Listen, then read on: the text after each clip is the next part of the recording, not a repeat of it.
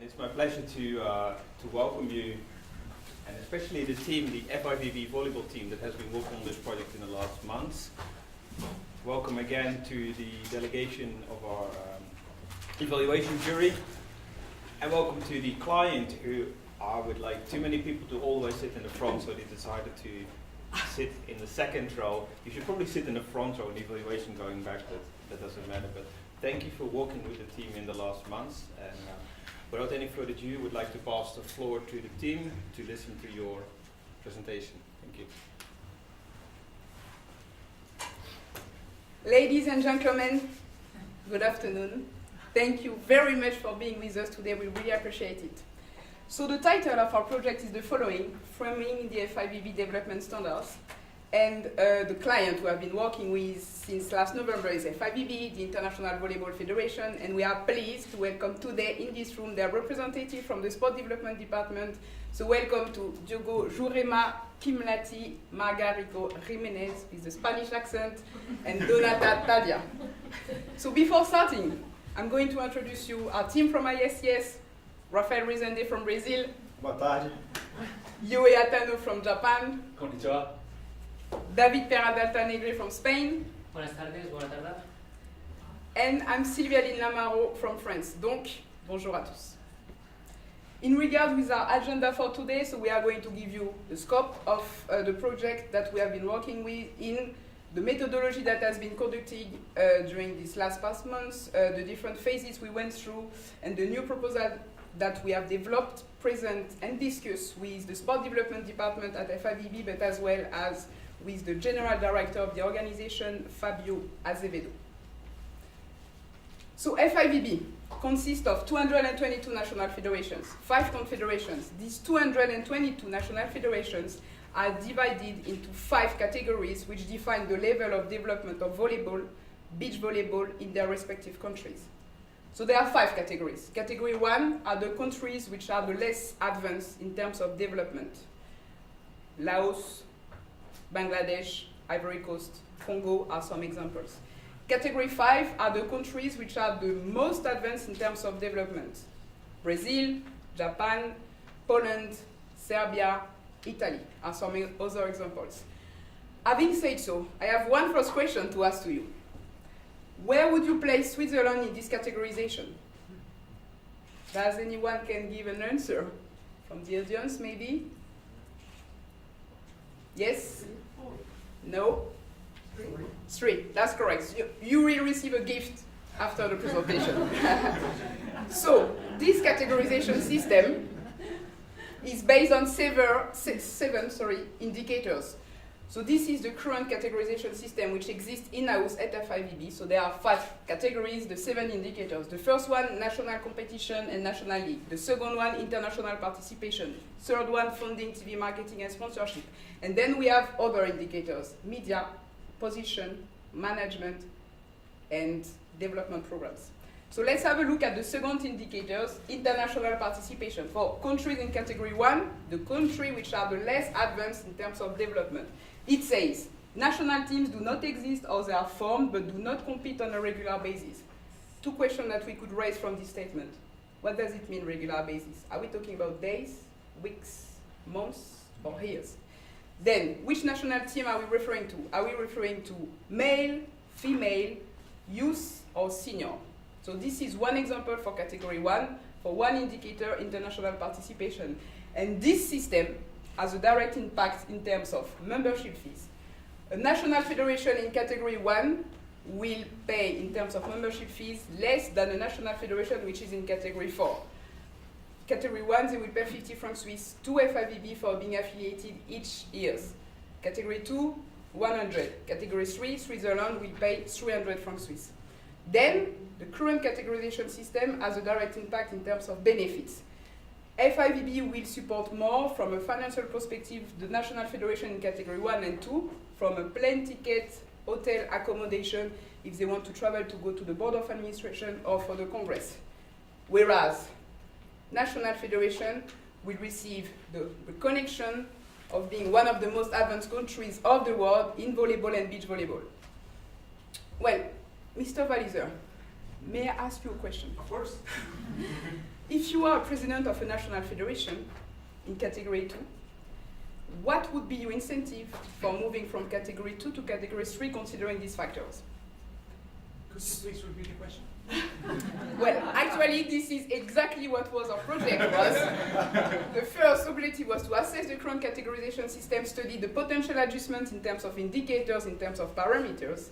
And for doing so, we had two options. First option, improve the current categorization system that exists in-house. The second option was to start from scratch, build a new system, clear, objective, and measurable. And this is precisely what we have decided to go for. So now I'm going to pass on to Raphael, who will give you more details about the methodology. Thanks, Evelyn. Good afternoon, you all. Now I'm stepping in to explain to you the methodology we've used to develop the project, along with the development department of FIVB. So we basically divided the project into 3 phases. Phase 1, we gathered as much information as we could inside FIVB. Phase 2, if we decided to have a new model, as we have decided to, you'll see later, we had to go to the market to interview the other sports federations to benchmark them, and also develop the new system to present to FIVB. And then the third phase would be the approval. So, phase 1, analyzing FIVB documents. From November of 2016 to January, we jumped in these 6 documents here, starting from this 4 here, make part of the general rules of FIVB, how FIVB runs the sport, the rules of the sport, the general rules, how the commissions are formed, and everything else related to the general formation of FIVB. And then the categorization itself,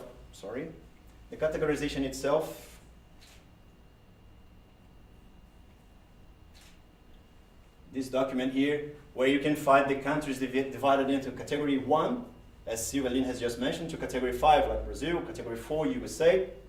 And then the last document is the development ranking, which is that matrix that Silvaline has just mentioned, with that complicated, with the seven KPIs, the seven pillars that are not that clear, as she mentioned. You don't know, when you talk about national team, you don't know if you're talking about beach volleyball, indoor volleyball. If you talk about regularity, it's subjective. So,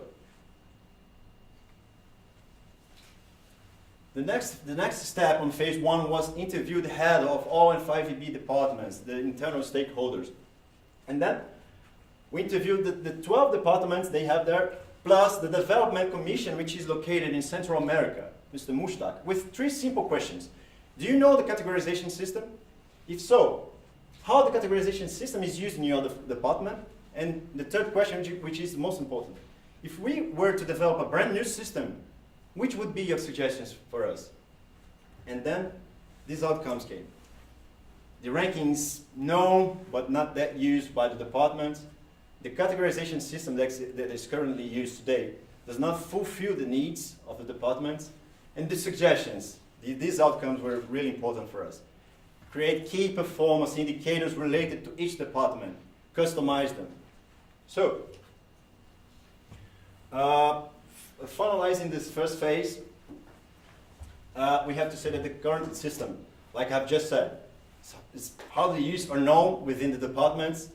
There are no clear rules. The departments were, do you know why Brazil's category 5? He said, no, I don't. I just use the document and then we apply the rules. But no, we don't know. But now we know, after the interviews and after assessing all the documentations, that this comes from the confederations. If, for example, if you are the confederation from South America, you are the one responsible for saying that Brazil is remaining in category 5, Argentina is going to be downgraded or upgraded, and so on. And then, as Silvaline has just said, we decided to go to a new model instead of just trying to rearrange the current one. So, as I've just said, we should involve all the FIVB departments. They should make part of our project. They should be really involved on that. The system should be transparent, should be clear. We're using KPIs to measure it.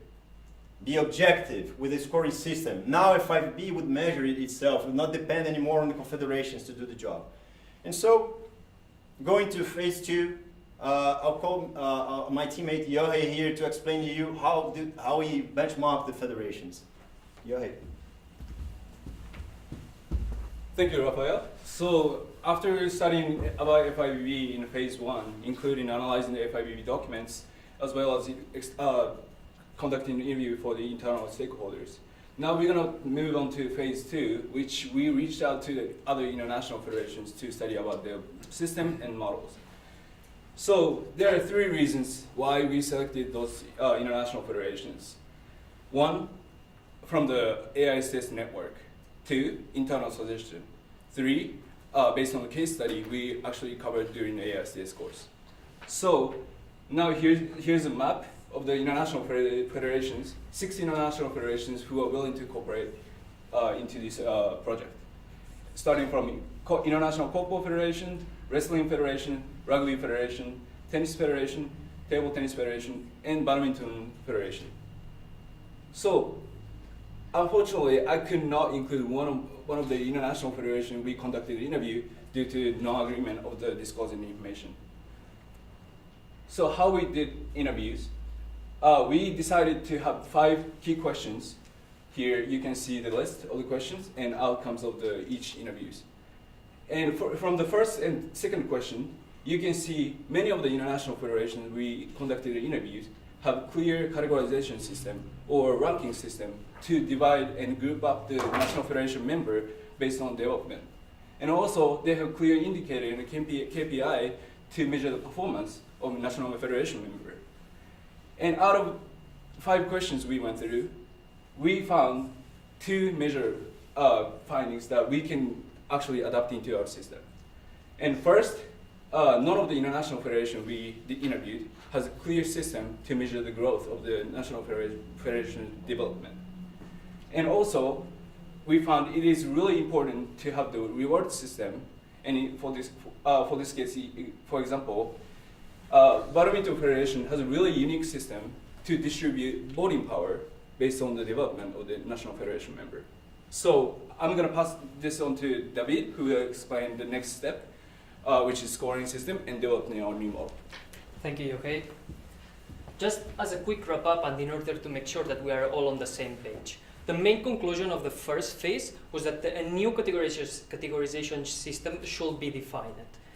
Moreover, after the interviews with the international federations, the team really understood which are the categorization systems already being used within the sports industry. So with all of this information, the development department together with the team started developing the new categorization model for FIVB. The first thing to be defined were the principles. The principles are the core values which will set up the basics of the new categorization and that which will lead future improvements and modifications of the system. Just for example, we need to make sure that the new model is based on simplicity. We need to make sure that the model is equitable, and we need to make sure that the model is based on meritocracy. Once the department together with the team defined the framework of the new model, new questions arised. For example, how FIVB is going to assess the national federations? How FIVB is going to gather the information from the national federations? Well, the team suggested that the best way to do it is through a survey. So, the operation is easy. FIVB will send a survey to the national federations, and the national federations will send it back to FIVB. At the same time, the survey is broken down into 7 pillars. These pillars are the critical areas identified within FIVB during the meetings with the departments. But how are we going to score these pillars? How are we going to measure the performance of the national federations? Well, the suggestion here is to do it through key performance indicators, to do it through KPIs. So, doing that, FIVB will be able to check and to have a final score per each KPI, per each pillar, for each national federation. So there are 2 main benefits using this model.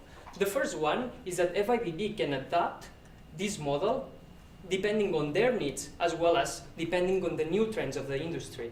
And second, and the one that really adds value to FIVB from our point of view, is that each FIVB department will be able to check the KPIs that are relevant for their job. So depending on the department that you are, you will be able to check the KPIs that you need and take better decisions based on this information. So this is the presentation of the model. But now, how does it work? How do we score the KPIs? How do we give exact scoring?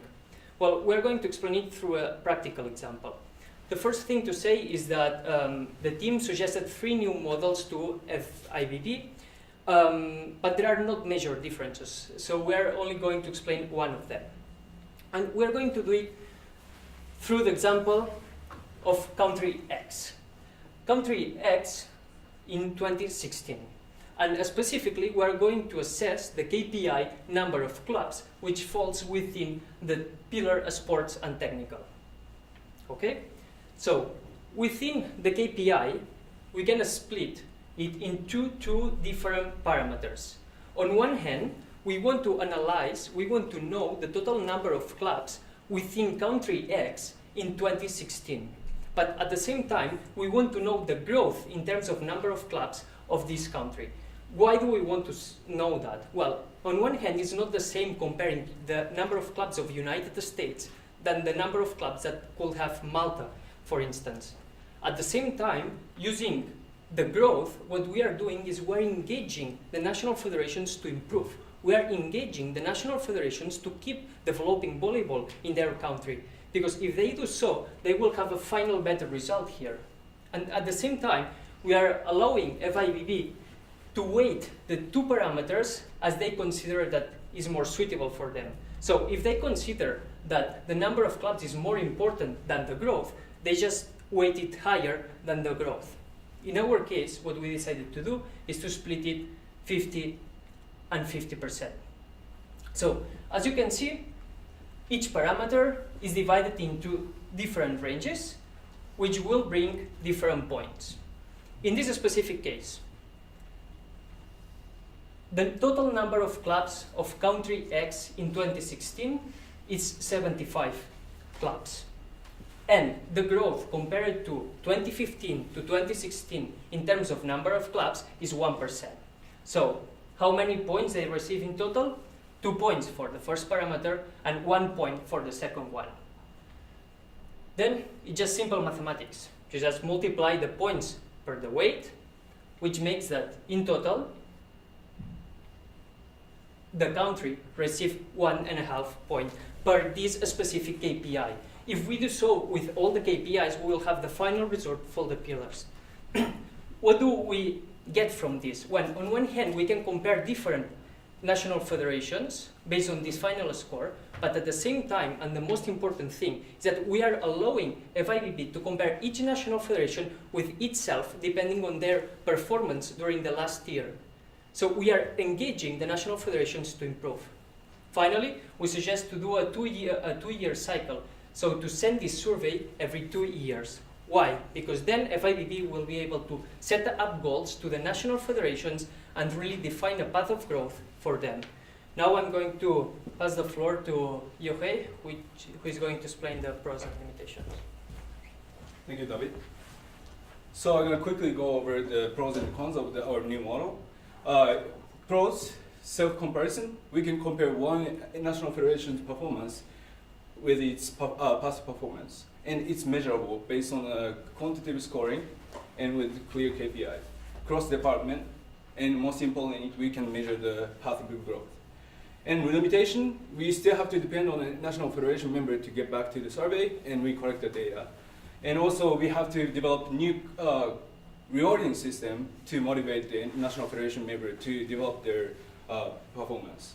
And also, implementation, like David explained, we are suggesting 2-year cycle. So it may take multiple 2-year cycles to fully get the understanding from the national federation member. And to wrap up our presentation, please do not forget we have the phase 3, which is approval and implementation phase. And we, in April, we presented our new model to member of FIVB. And as a result of the outcome of this project is no longer stay on this computer or report. We're gonna actually implement this into FIVB's real system. And to do so, we all 4 of us were invited to stay with the FIVB for the 1-month internship starting next 3 weeks. Thank you so much for your attention, and now we will willing to take any questions and comments. Thank you.